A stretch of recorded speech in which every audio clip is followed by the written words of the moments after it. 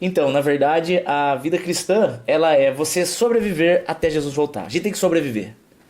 Mesmo nos dias que dê vontade para desistir, mesmo nos dias que dê vontade de parar. Não tem essa opção, não existe essa opção. Primeiro porque a gente não tem outro caminho. E segundo porque Deus não se comove com drama. Não adianta fazer drama para ele. O que adianta é a gente pegar e fazer a nossa parte. Simples assim. Hoje um amigo meu muito querido, o Leonardo, mandou para mim um texto falando: pastor, olha o que eu vi aqui. Um texto onde mostra quando Eliseu ele vai... Eu acho que é 2 Reis 4, depois eu confirmo. Acho que é 2 Reis 4. Quando Eliseu ele vai multiplicar o azeite da viúva. E eu acho muito interessante que ele fala assim: olha, enquanto não começar a chover,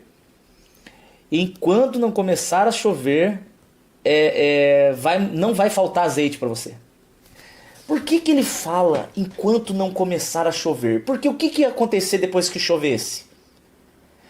Vou fazer outro texto para te comparar. Quando Deus promete mandar o maná, ele disse que o maná vai cair do céu, e maná era aquela... parecia uma sementinha, né? Que eles faziam bolinhos e etc. Pastor Lê Campos, se eu convidar você para pregar na minha igreja, será que você vem? Rapaz, a sua igreja, eu sou da sua igreja, você é louco. Eu amo vocês de muito. Eu sou, metade meu é daí. Parece bobo, Way House Church de Arujá. Eu vou com uma alegria do mundo. Não preciso nem de oferta, viu? Nem se preocupe, só paga gasolina. Tô dentro. Voltando. Aí, quando ele fala assim pro povo: cara, eu vou mandar o maná pra vocês, mas eu não vou mandar mais quando entrar na Terra Prometida. Por quê? Por que Deus coloca um limite, né? Eu vou dar o azeite enquanto não chove. Eu vou dar o maná enquanto não chega na Terra Prometida. Sabe por quê? Porque Deus ele é o Deus do impossível, mas ele não é o Deus do possível. Dani, que absurdo, a Bíblia diz que sem mim nada podeis fazer. Calma, apressado em julgar teologicamente. Entendo o que eu estou dizendo. Deus ele não precisa manifestar o seu poder e os seus milagres naquilo que é minha responsabilidade. Então, por exemplo, vou dar um exemplo. Acabou de quebrar a gaveta aqui de casa. Quebrou a gaveta. Aí precisei trocar o trilho. Adianta eu orar: Senhor, ô Papai Altíssimo. E aí eu vou ligar o modo ovelha, né? E vou ligar o modo ovelha e vou tentar convencer Deus com palavras estranhas. Já te respondo, Silvana, só um segundo. Aí eu vou virar e falar: Senhor maravilhoso, excelso e magnânimo, arruma o trilho das minhas ovelhas, da minha ovelha, ó, da minha gaveta, Deus, ó Senhor. Pai, Deus não vai fazer nada, nada, porque eu tenho que ir lá na loja de ferragens e comprar o trilho, ou ligar para o marceneiro, ou ligar para a marceneira, porque no caso aqui em casa quem veio hoje foi a marceneira, achei o máximo. Aí ela me ensinou, eu que fui trocando lá, parafusa, aí eu aprendi para na próxima vez eu vou conseguir fazer. Já aprendi como colocar trilho de gaveta. Mas eu que tenho que fazer. Então Deus ele coloca um limite de, ó, eu vou mandar maná enquanto não chega na Terra Prometida. Eu vou mandar o azeite enquanto não chove. Por quê? Porque se começar a chover, vai plantar. Se chegar na Terra Prometida, vai criar gado, vai trabalhar, vai se virar. Então, em outras palavras, não peça a Deus aquilo que você tem que fazer. Por isso que eu digo, Deus é o Deus do impossível, não das coisas possíveis. Eu vejo que muitas vezes eu e a Eli, a gente entra em discordância por algum motivo, e aí a oração é: ai Senhor, vai lá e move montanhas e arruma essa situação. Aí o Espírito Santo de Deus é muito simples: não, vá você e peça perdão, sei que foi grosso, vai lá e fala com ela, eu não vou fazer nada, é você que tem que ir lá. Então, saber diferenciar o que é minha responsabilidade e o que é e aonde eu necessito clamar, isso é sinal de maturidade. Porque o imaturo, ele joga tudo nas costas de Deus, e tudo é culpa de Deus ou do diabo. Ele culpa o diabo olha pra ele e fala: eu nem precisei mexer na tua vida, você é tão infantilóide que é você mesmo que se enfia no buraco, eu não precisei fazer nada. Então, quando a gente começa a tomar as nossas posturas corretas e esperadas diante de Deus, o Senhor Jesus aí ele faz o milagre acontecer. Aí ele faz o sobrenatural ser movido ao nosso favor, quando a gente está debaixo do propósito dele. Eu quero ler o comentário e responder o comentário da querida Lidiane Chimentão. Um beijo, te amo. Ela amou o culto de domingo, eu também. Eu acho que foi o melhor da minha vida. A Silvana falou assim: como faz para contratar você para um culto jovem na nossa igreja, em Muriaé, Minas Gerais. Silvana Amada, não é contratar, tá? Eu não tô te puxando a orelha porque eu entendi o que você quis dizer, pelo amor de Deus. Mas não é contratar, é um convite que a honra é minha. Você acha que a honra é sua de me receber? A honra é minha de poder ir aí. Aí a gente conversa duas coisas, eu preciso ver quanto que eu gasto para ir, e esse gasto eu tenho que passar para a igreja, porque eu não vou pagar no meu bolso, né? Porque eu tenho tão pouquinho. Aí eu calculo quanto eu vou com a maior alegria do mundo. Aí você me dá o tema, roupa, né, os detalhes, etc. E a oferta é a igreja que decide. Sabendo que eu e a Helena nós vivemos disso e isso, né? Então aí é de acordo. Eu não posso pôr valor, porque o que eu recebi de graça eu tenho que dar de graça. E eu também não posso dar valor porque cada igreja tem uma realidade. Às vezes abençoar X para uma igreja é muito, abençoar X para outra igreja é pouco. A outra igreja pode abençoar mais. Só que aquele mais da outra igreja é pouco, é muito para essa que não consegue. Então eu não posso dar valor. Aí fica a critério da igreja. Beleza? Mas daí manda um e-mail para mim. Vou colocar aqui, ó, daniel.sad@uol.com.br. Eu não consigo ver inbox e direct de Instagram. Eu passo a noite inteira respondendo e no outro dia tem lá 30, 50 novas. É muito difícil. Então o e-mail eu consigo mais rápido. Pronto, vamos lá. Sendo dada essa introdução apostólica, pastoral, vamos para o nosso texto de hoje. Vocês estão bem? Espero que vocês estejam bem, viu? Espero que esteja tudo bem na sua casa. Se não tiver, que o Senhor Jesus entre com providência naquilo que for impossível. Se for possível, vá lá e faça.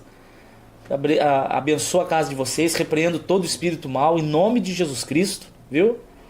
E eu acho que há muito mais ainda para se viver. O Senhor Jesus tem muito mais. A salvação já é tudo, mas existe muito mais. O Renato comentou: Dani, você não acha que, por exemplo, se eu devo amar meus inimigos e orar para aqueles que nos perseguem, tu não acha que precisamos pedir capacitação? Perfeito. Não, com certeza. Capacitação, saúde, força, ânimo. Fato, isso nós pedimos para Deus. Ele nos sustenta. Estamos vivos pela palavra do poder dele. Eu estou falando naquilo que é nossa responsabilidade. Capacitação não é nossa responsabilidade. A gente tem que pedir para Deus, óbvio. Estou falando no que eu e você precisamos fazer. E às vezes a gente pede para Deus fazer, sendo que é pra gente, né? Mas óbvio, capacitação, ânimo, forças, eu peço todo dia, toda hora. Eu acho que Deus até está cansado. Mentira, ele não se cansa. Mateus capítulo 5, verso 1, diz assim: E Jesus, vendo a multidão, subiu ao monte e, assentando-se, aproximaram-se dele os seus discípulos. Alguns detalhes aqui que eu achei muito gostosinho. Primeiro, Jesus viu a multidão, ou seja, ele conhecia um por um dos que estavam ali. Não tinha ninguém ali que não foi visto por Jesus. Isso mostra o quê? Isso mostra que Jesus conhece todo mundo. Não existe pessoa invisível para Jesus. Jesus conhece todos. Jesus conhece você. Você jogou fora. Não, nada a ver. Jesus conhece você. O problema é que dentro dessa multidão existem diferentes interesses. Veja bem, Jesus viu uma multidão e Jesus subiu ao monte. Ou seja, teve um esforço de subir o monte. E aproximaram-se dele, multidão? Não, os discípulos. Então você vê que o fato de Jesus subir ao monte demonstra que para encontrar a Jesus existe um tipo de esforço. A pessoa que não estivesse interessada em buscar Jesus, ela não subiria o monte. Apesar do monte não ser algo muito trabalhoso, a não ser para mim, né, que tenho sobrepeso, dor no joelho, dor nas costas, a lombar ferrada, artrite, artrose e preguiça, para uma pessoa subir o monte é coisa simples. Porque para buscar Jesus é coisa simples, é necessário um ajoelhar e clamar: Senhor, eis-me aqui. Senhor, tem misericórdia de mim. Pronto, livre acesso ao Pai. É uma loucura porque é muito simples. Muito simples. Apesar de ser extremamente profundo. Então você vê que mesmo Jesus estando na frente da multidão, nem toda a multidão tratava Jesus da mesma maneira. Uns queriam estar perto, outros não se importavam tanto. Aí você já diferencia discípulos de multidão. Primeiro sinal entre discípulo e multidão: a multidão não se importa em estar perto de Jesus. Existem pessoas, vocês conseguem acreditar que existem pessoas que acham que ir na igreja domingo já é o suficiente? Você acredita nisso, Elinéia? Ela fez um joinha assim. Existem pessoas que acham que contato com Deus no domingo é o suficiente. Eu digo para vocês, se eu fosse viver só de domingo, eu desistiria. Eu preciso de Jesus na segunda-feira de manhã. Eu já estou desesperado por Jesus. Senão a minha tristeza me consome, a minha ira me consome, os meus desejos me consomem. Eu não sobreviveria de culto de domingo. A diferença entre a multidão e o discípulo é que o discípulo, em todos os momentos, quer estar aos pés de Jesus. O mais alto que podemos estar é aos pés de Jesus. Então, o que diferencia multidão e discípulos? É a escolha de Deus? Não, não creio. Eu não creio que Deus define quem é multidão e quem é discípulo. Eu creio que é o teu interesse. O teu interesse diferencia se você é multidão ou discípulo. Você está satisfeito com o tanto que você tem de Jesus? Multidão. Você está satisfeito com o pouco de experiência que você tem com Jesus? Multidão. Você acha que já está bom demais saber quem Jesus é e ser uma boa pessoa? Multidão. Agora, você quer mais de Deus? Você quer viver mais? Você quer se aprofundar mais? Você quer conhecer cada vez mais? Você quer viver experiências, você quer viver a presença, você quer profetizar, você quer curar, orar línguas estranhas, conhecer as escrituras, ensinar as escrituras, batizar pessoas, expulsar demônio, trazer alegria onde tem tristeza, trazer vida aos mortos. Você quer restaurar casamentos, restaurar aflitos, resgatar os perdidos através da palavra de Deus. Isso é ser discípulo, é ter um desejo de querer mais. E eu não estou falando de dinheiro. Quando a gente pensa na prosperidade, a palavra prosperidade, biblicamente falando, significa ser levado para cima, ser elevado. Em qual sentido? De ser elevado para se achar? De ser elevado para ser aplaudido? De ser elevado para ser famoso e popular? Tua fuça de ovelha perdida no pensamento. É ser elevado para estar mais perto do trono. Ser próspero é ser mais e mais íntimo de Jesus. E por consequência, o Senhor nos abençoa com as outras coisas, inclusive dinheiro, se for da vontade dele e se isso não for te desviar. Muitos de vocês, e pode ser que seja eu também, só não temos mais, materialmente falando, porque se o nosso coração for corruptível nesse sentido, as muitas bênçãos podem nos desviar. Meu Deus do céu. Eu não tenho problema, por exemplo, com atração a sexo masculino. Eu não tenho esse problema. Eu não tenho este pecado, tá? Eu não tenho essa dificuldade. Tem que tomar cuidado para não ofender, né? Eu não tenho essa dificuldade. Minha atração é pela minha esposa, graças a Deus. Assim como tem pessoas que são atraídas pelo dinheiro e outras que não, né?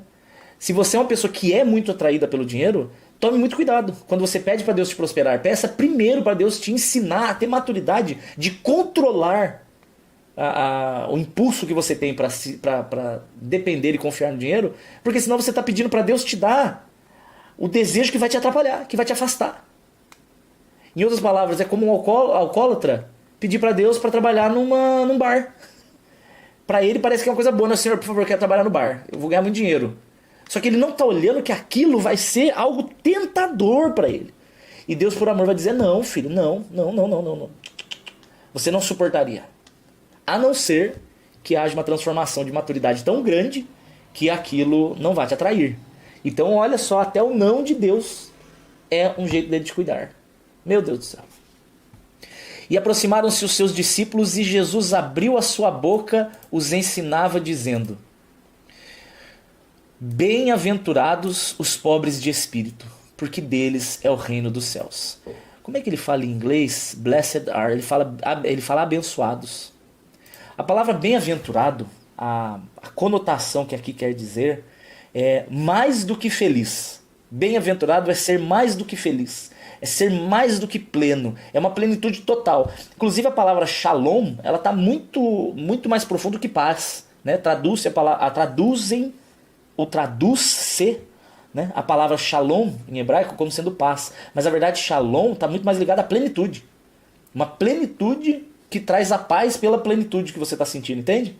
Você está tão pleno que daí você tem paz. Então o desejo de dizer shalom para uma pessoa é muito além de tenha paz. O shalom é, cara, que você seja pleno, você seja plena.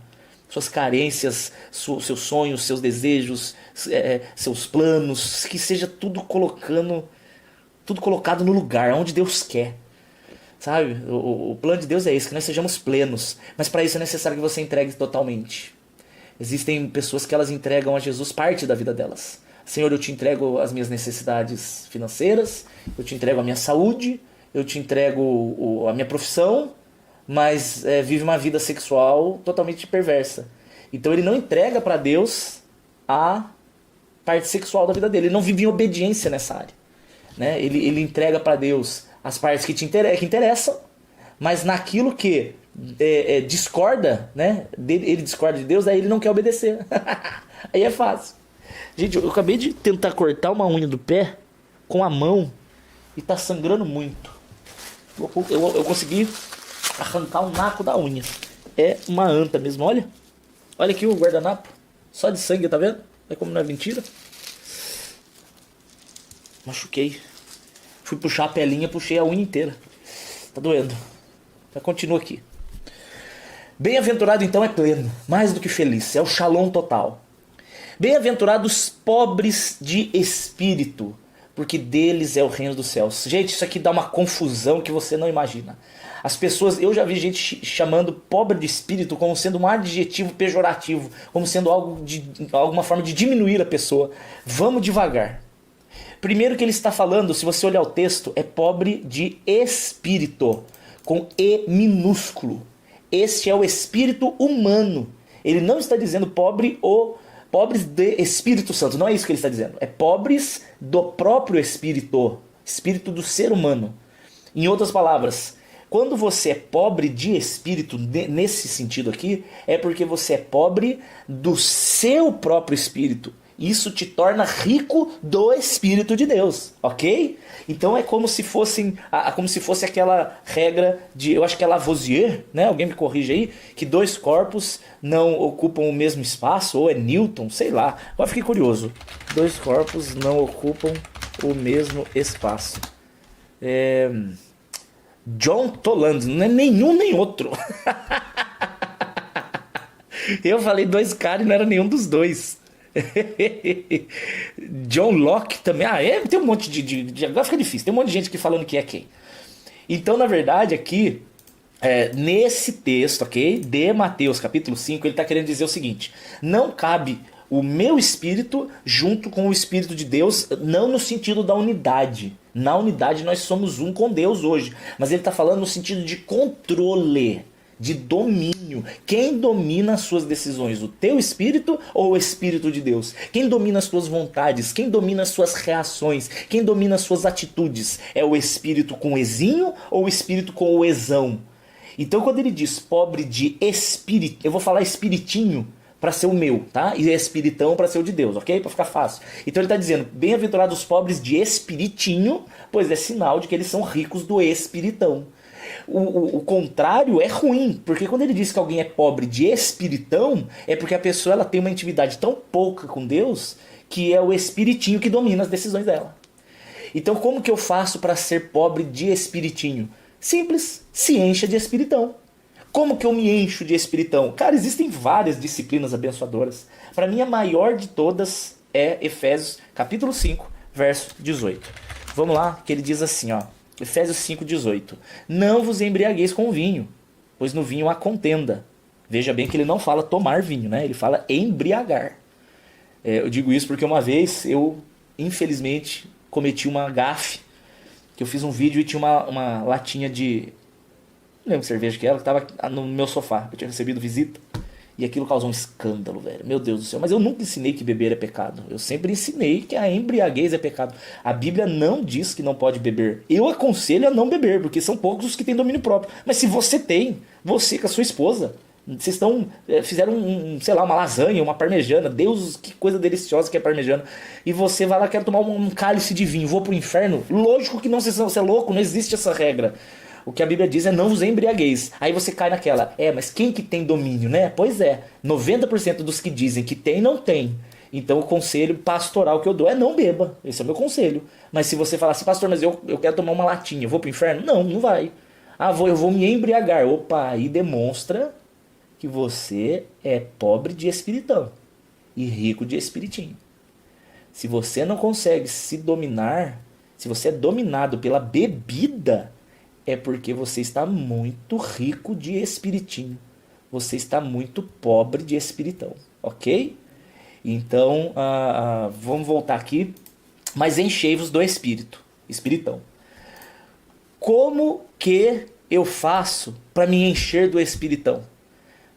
A dica preciosa que Paulo dá é falando entre vós.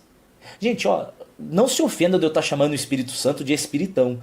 É só para ficar fácil de eu não precisar toda hora ficar falando de quem eu estou falando, tá? Espiritinho é o apelido que eu estou dando para o Espírito do homem. E espiritão é o apelido que eu estou dando para o Espírito Santo de Deus.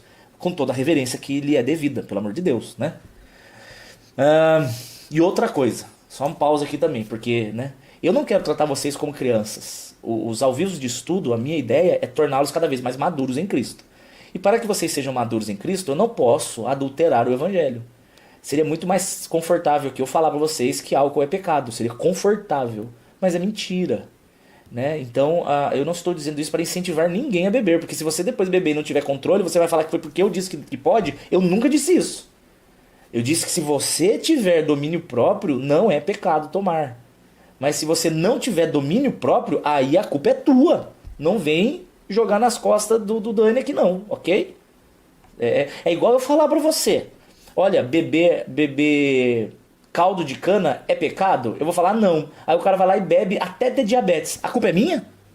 A culpa é minha que ele teve descontrole de tomar tanto caldo de cana que o cara teve diabetes? Não. A culpa é de quem tomou demais. Então essa é a regra. Agora eu não posso dizer que é pecado o que a Bíblia não é. Não diz o que é pecado. Eu não posso fazer isso. Não é justo. Gente, eu quero entrar numa outra coisa aqui. Eu não estou muito preocupado com o horário hoje, tá? Eu quero ensinar vocês. Veja bem, se um casal chegar pra mim, um casalzinho de namorado, isso já aconteceu. E eles falaram assim, gente, Dani, eu e o João e a Maria, tá bom? Dani, eu e o João estamos fazendo sexo. E nós namoramos. O que eu faço? Se eu viro pra eles e falo assim, para de fazer, porque vocês vão pro inferno, porque é pecado. Cara, se eu falo isso, eu vou ter duas possibilidades. Uma, ou eles vão parar porque estão apavorados com o que eu falei sobre o inferno. Só que aí, esse medo vai durar alguns dias. Em poucos dias, o tesão fala mais do que o medo. Fala mais alto. O fogo ali né? Eita! Fala mais do que o medo. E eles vão cair. E segunda possibilidade, eles não vão suportar o peso e vão sair da igreja. Então o que eu tenho que fazer? O bom pastor, ele ensina de forma madura. Ao invés de dizer faz ou não faz, ele ensina o caminho para que o Espírito Santo fale com a pessoa. Eu não gosto de dizer para a pessoa faça ou não faça. Eu dou o caminho, ensino a buscar a presença do Espírito, e a Escritura, aliada com a presença do Espírito, vai falar com a pessoa. Eu chego para esse casalzinho e como é que eu faço normalmente? Eu falo assim, querido, é o seguinte, preste bem atenção aqui. Gente, só quem for do Instagram, se você puder, vai pro YouTube. O YouTube tá com o texto do lado, vai ficar muito melhor para vocês, a imagem é melhor, o áudio é melhor, tá? Enfim, se você quiser, lógico. Cada um assiste onde quer. Eu tenho que chegar para esse casalzinho e falar assim, gente, é o seguinte, é pecado. Ok? 1 Coríntios capítulo 6, fornicação, o sexo sem a bênção da unidade do casamento, é usufruir do corpo alheio que ainda não lhe pertence. O corpo de um é dado para o outro quando os dois assumem diante de Deus um compromisso. Aí o corpo da Eli é meu e o meu é da Elinéia. Ela se deu mal porque ela ganhou o mau mundo e eu peguei a princesinha, né? Então, amém. Mas enquanto não há esse compromisso público diante de Deus, diante dessa aliança, o corpo de um não é do outro. Então o sexo ali, você está usufruindo de algo do outro. Você está roubando. Você está roubando o corpo da menina, no caso que é do pai. E do menino, no caso que é dos pais dele. Do pai, mãe, né? Dos pais. Eles ainda estão sob a autoridade dos pais. Então nesse sentido eu tenho que chegar para eles e falar assim, gente, olha, é pecado, ok. Mas se eu falar para eles que é pecado e largá-los na dúvida do pecado, eles vão continuar no pecado.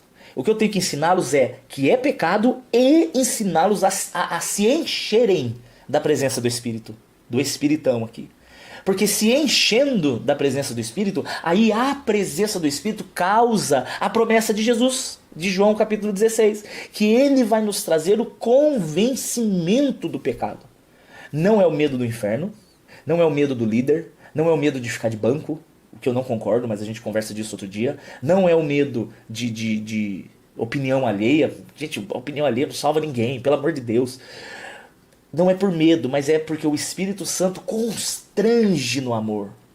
Aí você fala assim, Espírito, o Senhor é tão maravilhoso, Jesus, o Senhor é tão bom, que eu não quero te trair, eu não quero te ferir, porque o pecado, antes de ser contra um ao outro, é contra Deus, cara. Então, na verdade, você chegar pra uma pessoa e falar, não pode, é muito fácil. Não façam. Isso é muito infantil.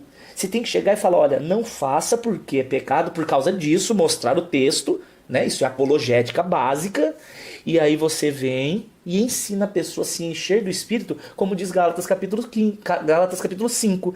Quando você anda no Espírito, né? Ou anda no Espírito, e vocês não satisfarão as vontades da carne. Se eu chegar e falar pra você, não faça a vontade da carne, e ficar por isso mesmo, você não tem atributos, você não tem arma, você não tem base, você não tem ali, você não tem recursos em você para suportar o desejo. Você não tem, vai cair. Agora, quando enche o teu coração da presença, quando o Espírito Santo de Deus, ele é constante junto contigo, aí ele te fortalece. Ele te fortalece. Ó o meu cunhado tirando com a minha cara, ó. Homem de Deus, tá fortão. É, rapaz, tô fortão. Tô assaltando a geladeira todo dia. Saudade de você, meu irmão. Bom que você tá bem, viu? Passou uns dias ruins de asma, mas o Senhor é contigo, viu, meu velho? Ser vitória, rapaz. Vocês ainda vão trabalhar muito pro reino de Deus. Pode ter certeza. Então, pobres de espírito são aqueles que negam, o de espiritinho, né? São aqueles que negam a si mesmos em favor do reino de Deus. Rapaz, quando a sua carne manda você falar A e o Espírito fala B, e você engole o A. Não, engole não. Você lança sobre Jesus o A e você faz o B. Na hora dói. Mas logo depois vem uma alegria de não ter caído na armadilha do diabo que vale toda a pena. Obedecer a Deus e fazer a vontade da carne é o oposto. Vou te explicar. Quando você tá com vontade de fazer um pecado, tá? Vamos falar encher a cara. Você tá com vontade de encher a cara. Você quer beber e ficar louco. Não é algo ali por um prazer momentâneo ali, né? Não, você quer ficar louco. Você quer ficar louco, né? Passar dos limites total. Se você não obedecer a sua voz da carne, você vai criar um pico de tristeza. Você vai ficar triste. Porque você queria pecar. É gostoso. Pecado é gostoso. Se o pecado fosse ruim, ninguém pecava, né? Satanás não vai tentar com coisa ruim, ele tenta com coisa muito boa. Então vem lá aquela vontade de encher a cara, de ficar louco, de sair correndo na rua, riscando o asfalto com o chifre. Mas daí você não vai. Aí você fica triste, porque você queria. Então vem um pico de tristeza. Rápido, ó. Ai, saco, como é difícil servir a Deus. Só que, em compensação, depois vem um prazer tão grande de não ter caído nas armadilhas do diabo, que é o oposto. Você fica triste por um momento, mas depois você tem a alegria que permanece. A voz da carne é o contrário. Você tem um pico de êxtase. Fiquei muito louco. Vamos ouvir Bruno e Marrone a noite inteira. Ei, dormir na praça pensando nela. Acorda no outro dia com aquela ressaca moral. E aí, aquele pico de alegria se torna... Meu Deus, por que eu fui fazer isso? Que vergonha, Deus, me livre. Não é isso que o Senhor tem pra mim, Senhor. O Senhor tem tanto mais. Oh, Jesus. Aí, pronto, fica naquele vale dos ossos secos. Insuportável. Como diz o Lucas, o pastor Lucas, ele diz, você acorda com aquele gosto de cocô na boca. O que eu fui fazer, velho? Então, o andar no Espírito... Ser pobre de espírito é você... O ser pobre de espírito é você cair no pico do êxtase de fazer a sua vontade. Que dura muito rápido. E depois vem o pico do vale dos ossos secos.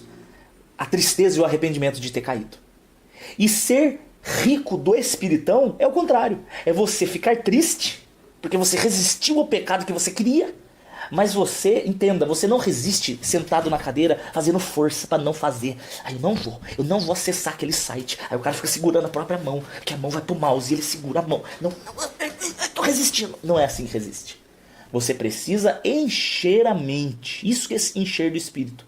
E a melhor maneira, como diz Efésios 5:18, é falando entre vós. Conversem de Jesus. Manda uma mensagem pro irmão. Eu tinha uma tática com os irmãozinhos da minha igreja, quando eu ainda estava lá na comunidade, que eu combinei com os meninos, na época eu cuidava dos jovens, assim, ajudava o Dani Girardi a cuidar dos jovens, né? Eu não era o líder, era ele, mas eu ajudava bastante lá.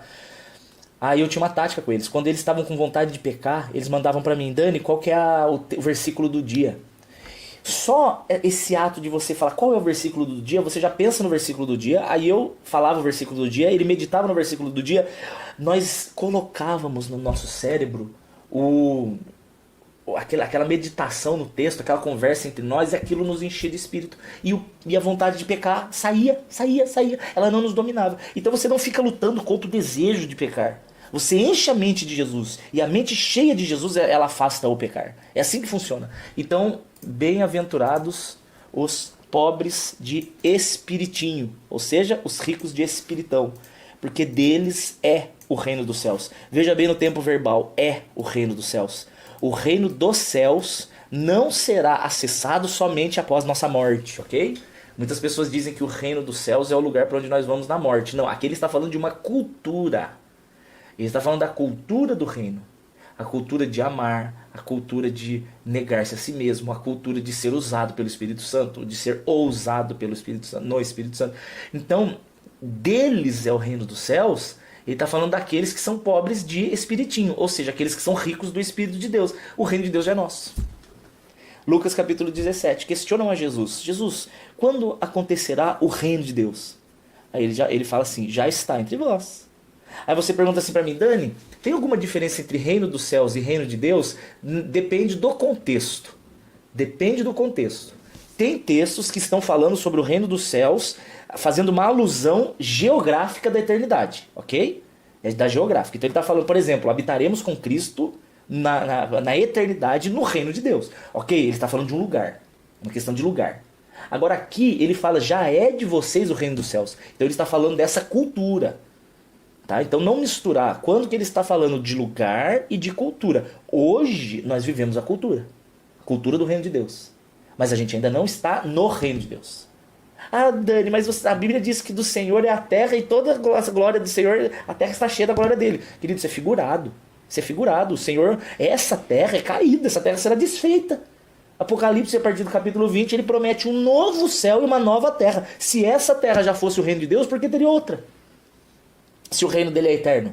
Então hoje nós vivemos pequenas sombras, pequenos relances. 1 Coríntios 13 fala sobre hoje nós vermos esse mundo como espelhos sujos. Hoje o que você pensar de mais delicioso hoje?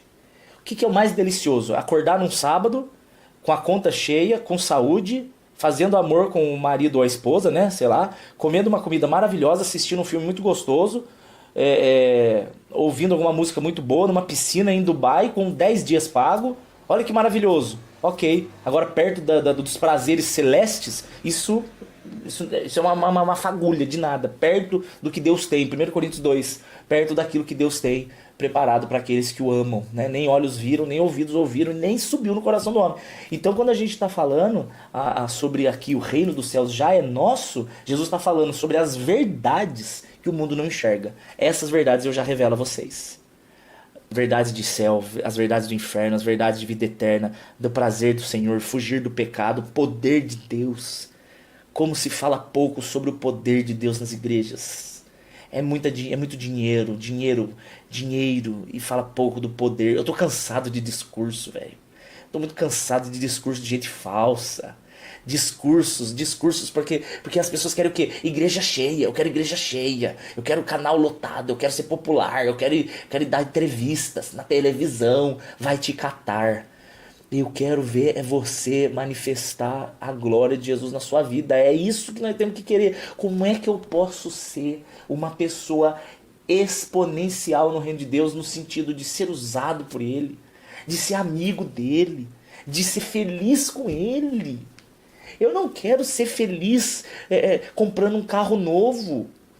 Porque é uma alegria muito condicionada. Uma semana depois o carro já não é mais novo e não dá tanta alegria. É cansativo, é correr atrás do rabo. O cara fica muito feliz porque fez sexo com a menina na balada. Mas daí, quanto tempo dura isso? Dura um dia, no outro dia tem que ir atrás de outra, velho. Sabe, você fica correndo atrás de coisas tão passageiras, insuportáveis. Agora a presença de Deus, cara, quando ela manifesta de uma forma real, você fala assim, gente, olha, Jesus pode voltar.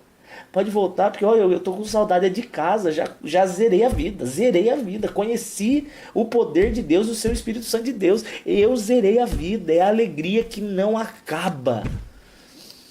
É isso, cara, é isso, a gente corre atrás de alegrias que duram muito pouco, é muito esforço gasto por coisas muito pequenas. Por isso que Jesus fala, eu revelo a vocês os planos do reino dos céus.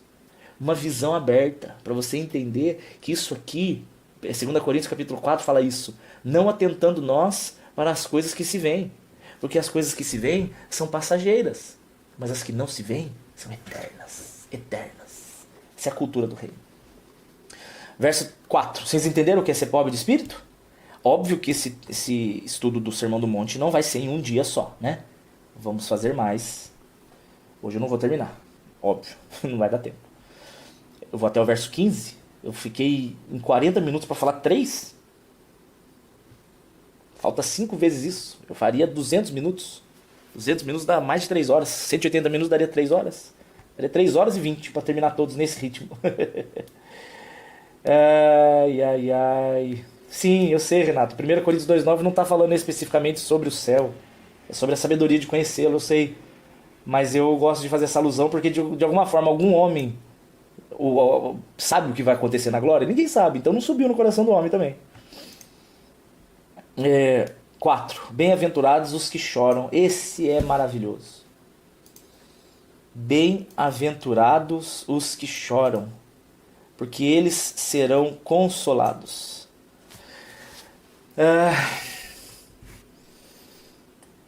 A gente cresce numa sociedade que cobra posturas que elas mesmas não vivem as posturas que cobram.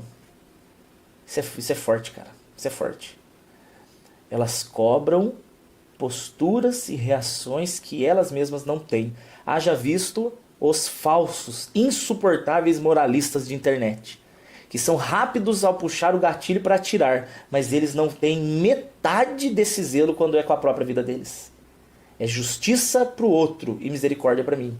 É forca pro que erra e é abraço quando eu erro. Isso é uma falsidade mas é uma falsidade filha da mãe, para não falar outra coisa. Para não falar palavrão aqui. Uma dessas falsidades é ensinar que as pessoas devem ser fortes no sentido de guardarem as suas dores. Você sabe por que muitas pessoas desabam? Porque elas cansaram de ser fortes. Quando Jesus fala de chorar aqui, ele não está falando de drama. Quando Jesus fala de chorar aqui, ele não está falando de manha.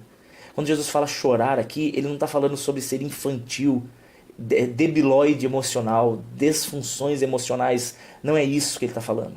Jesus está falando, bem-aventurados aqueles que expõem os seus sentimentos, aqueles que vomitam os seus pecados ocultos. Bem-aventurados aqueles que não guardam as suas necessidades e aflições, aqueles que não vestem carapuças de santidades infalíveis, mas eles reconhecem quem são e buscam ajuda. Isso é bem-aventurados que choram, é quem tem coragem de se abrir. Lógico que você tem que saber muito bem para quem. Mas hoje eu estava conversando com a Eli, e eu falei para ele, Linéia, a gente estava falando de uma pessoa, e eu falei, eu amo aquele cara, porque eu posso confessar para ele, tava falando o Dani, meu amigo, do Dani ao quadrado, né? Tava andando com a Eli de carro hoje, fui levar ela no dentista, e aí eu falei, eu amo o Dani, cara, porque ele é um cara para quem eu confesso coisas que eu não posso contar para ninguém. Aí ele falou assim, tipo o quê? Eu falei, ele, né, coisa que eu não posso te falar, coisa de homem, velho. É um amigo precioso que eu tenho, para quem eu posso vomitar desejos inoportunos, raivas, iras, pensamentos infantis, que eu chego para ele e falo, cara, olha, o diabo tá me perturbando nisso. Aí ele mete o dedo na minha cara e depois me dá um abraço. Às vezes é isso que a gente precisa, velho. Então chorar aqui é você ter duas posturas muito preciosas. Uma, ter um tempo de desabafo com o Senhor, ok? E segundo, ter uma pessoa de confiança para orar e confessar pecados e andar junto com você. Você não é fortão e você não é fortuna porque você é sozinho. Eu sou um lobo solitário. Não pense assim. Isso tem um risquinho de soberba aí. E aquele que pensa estar de pé, 1 Coríntios 10, cuide para que não caia. Porque o problema daquele cara que se acha muito é que quando ele cai, muito difícil ele voltar. Porque ele confiava muito nele. E quando ele mesmo se decepciona com ele mesmo, aí o risco de se tornar uma pessoa desviada é muito grande. Muito grande. Muito grande. Mulheres, confessem com mulheres. Homens, confessem com homens. Mulher, pelo amor de Jesus Cristo, não confesse seus problemas sexuais para homem. Nem se for pastor. Eu já vi confissões de gabinete se tornarem casos extraconjugais. Meu Deus do céu. Confissões que começaram de forma santa, com uma intenção santa, foram instrumentos do diabo para destruírem duas famílias. Então você confesse homem com homem e mulher com mulher, ok? E outra coisa que é interessante, muitas vezes você vira e fala assim, poxa, mas eu não tenho para quem fazer. Ore a Deus, óbvio, para encontrar alguém e busque você ser essa pessoa. Às vezes tem alguém do seu lado que está com esse mesmo discurso. Puxa vida, eu queria tanto alguém para eu poder desabafar. Mas por que você não dá liberdade e abertura para as pessoas? Entendeu?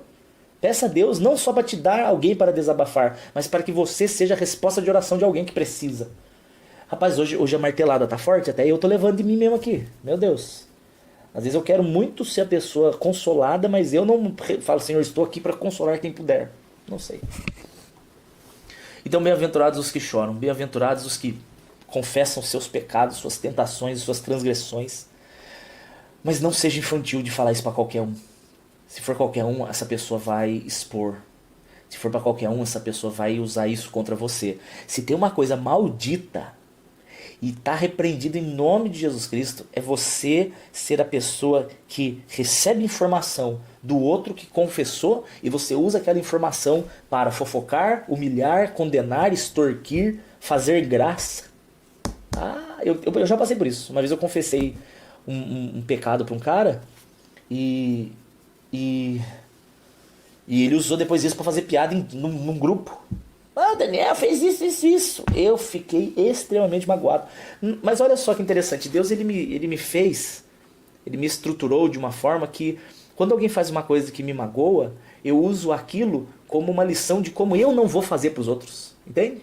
Então eu me senti muito dolorido quando aquela pessoa expôs a minha fraqueza para fazer graça. Então eu hoje aprendo que quando uma pessoa expõe a fraqueza dela para mim, eu sou maldito se eu for lá e usar isso para fazer piada. A não ser que seja uma coisa engraçada, né? Igual o irmão chega pra você e fala, ai meu Deus do céu, tive dor de barriga, fiz cocô na calça. É óbvio que eu vou zoar ele pro resto da vida, óbvio.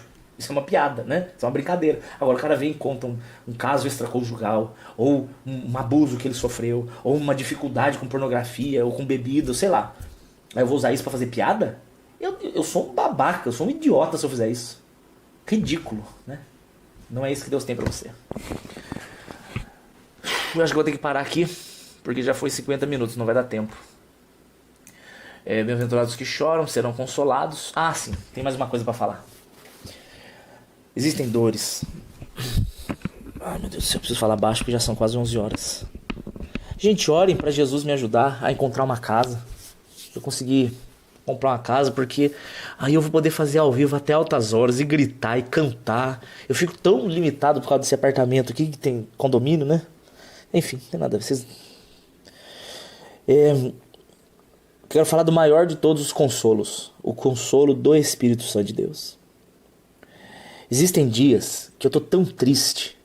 Hoje foi um dia que eu tava muito triste hoje. Mas eu já tive dias muito piores, lógico. E eu recebi uma mensagem da Jaqueline, não sei se ela tá assistindo, a Jaque, lá de Curitiba. E ela falou, Dani, você tá bem?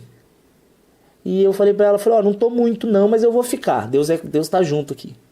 Ela falou, mas se eu puder fazer alguma coisa, eu falei, cara, olha, só de você ter se importado, né, já foi uma forma de consolo muito grande. Só de perguntar, eu já me senti muito amado e muito querido. Mas a verdade é que, naquele momento, eu não precisava de consolo de pessoas. O fato de eu me sentir amado e ela demonstrar amor foi precioso, muito. Fica a minha gratidão pública aqui, Jaque. Mas não era o consolo dela, ou de algum amigo querido, ou de um pastor, nem da própria Eliné que eu queria. Eu não queria naquele momento, não era um consolo humano que eu precisava. Eu queria, era um consolo de Jesus. Aí eu entrei no meu carro, eu deixei ele no dentista, aí eu entrei no carro, aí eu coloquei Asaf e comecei a cantar. É um louvor antigo, acho que vocês nem conhecem. Ele diz assim: te contemplo, ó Pai, na beleza da tua santidade, te adoro com amor, em espírito e em verdade, por aquilo que tu és, eu me prostro aos seus pés. E ali a gente chora, e ali a gente confessa a Deus, e ali a gente vomita as nossas dores, e o Senhor recebe, e o Senhor Ele abraça, e o Espírito Santo vem, e Ele restaura todas as coisas. Imagine a si mesmo como uma lareira, e as aflições da vida como uma lenha que vai sendo queimada em você. Se você não tiver uma chaminé, essa lenha queimada vai encher de fumaça, e essa fumaça vai te sufocar, e você vai morrer. Pode ser que não fisicamente, mas emocionalmente você fica em frangalhos. Existem muitas depressões que são causadas por acúmulo de angústias. Existem depressões químicas, que é alguma falta de serotonina no cérebro, de alguma endorfina, algum neurotransmissor, ok. Existem depressões que são possessão, influência demoníaca, existem. Existem depressões que são por acúmulo de emocional. E não tem coisa melhor do que você abrir a Jesus no momento seu e dele. E essa abertura é a chaminé que você precisava para esvaziar essa fumaça maldita das tristezas dessa vida. E ali você se alivia e o Espírito Santo vem, e ele vem como uma brisa suave. Eu quero orar por isso agora. Eu quero terminar orando por isso. Espírito Santo de Deus, como existem pessoas carregadas, Pai, nesse ao vivo aqui de hoje. Pessoas vivendo tristezas, Pai, que elas não contam para ninguém. Dores e aflições e problemas e coisas que na cabeça delas nunca vai mudar. Sensação de que não vai mudar, isso é terrível. A sensação de que não vai mudar é falta de esperança, e a falta de esperança é uma arma do diabo. Nossa esperança é Cristo, e Cristo pode mudar todas as coisas. Então, Senhor, em nome de Jesus, essa pessoa agora que está assistindo e está aflita, está com o coração cheio de alguma tristeza, Pai querido, recebe, Pai, essa tristeza e tira dela. Jesus, o Senhor prometeu, foi promessa sua, de que nós deveríamos lançar sobre o Senhor as nossas ansiedades, porque o Senhor tem e cuidará de nós. Então, Senhor, nós lançamos aqui nossos problemas físicos, nossos problemas na memória, né, lembranças, traumas, problemas no emprego, problemas no casamento, problemas com os pais, ou com os filhos, ou com irmãos, ou com parentes, ou problemas com a igreja, raiva de algum mal que te fizeram. Senhor, nos cura, Pai, tira de nós, nos traga um alívio, Senhor, que só o Espírito Santo pode dar. O Senhor disse aqui, o Senhor prometeu, um dia o Senhor estava sentado lá em Israel, e o Senhor estava lá. Se eu tivesse uma câmera, Pai, e pudesse voltar no tempo e filmar, eu veria o Senhor falando isso. Foi uma promessa sua. O Senhor disse: bem-aventurados, mais felizes são os que choram, porque eles serão consolados. Então, Pai, nós pedimos, nos consola. O Senhor prometeu, então nos consola. Em nome de Jesus Cristo, receba do Senhor esse descanso, esse consolo, esse fortalecimento, porque Deus é fiel para cumprir as coisas que Ele prometeu. Oh, Jesus Cristo. Amanhã, às 10 horas, eu continuo, ok? Não deixe de ver. Gente, acompanha. Sabe o que você pode fazer? Eu preciso que você me ajude. Você tem que me ajudar. Você tem que pegar o link, copiar e mandar no grupo, mandar para amigo, falar: cara, assista a pregação. Meu Deus, Deus falou contigo. E amanhã vai ter de novo. Amanhã a gente vai continuar a partir do verso 5. Bem-aventurados os mansos. E aí, se Deus permitir, eu vou até o 13. Não, até o 12. Eu falei que até o 15 eu errei. eu vou até o 12. Então do 5 ao 12 eu consigo fazer em 1 hora, se Deus permitir. Senão a gente termina na sexta.